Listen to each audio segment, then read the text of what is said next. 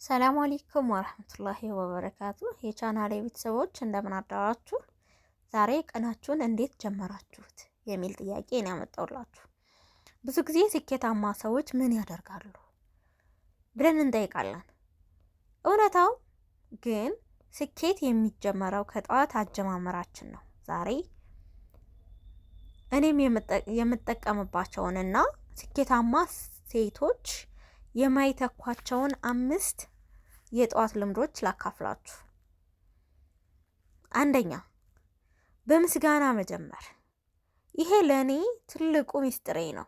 እኔ በየቀኑ ጠዋት አይኔን እንደገለጥኩ ለፈጣሪ ያለኝን ምስጋና በደብተሬ ላይ እጽፋለሁ።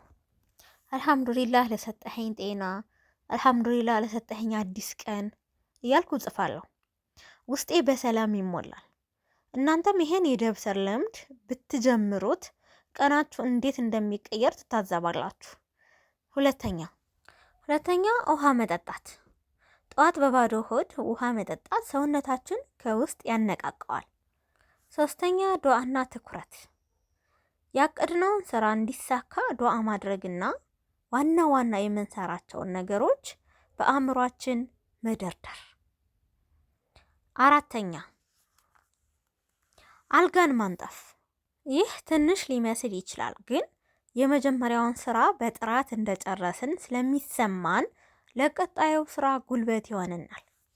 አምስተኛ በጊዜ መነሳት። ፀሐይ ሳትበረታ ስራ መጀመር በረከትን ያመጣል።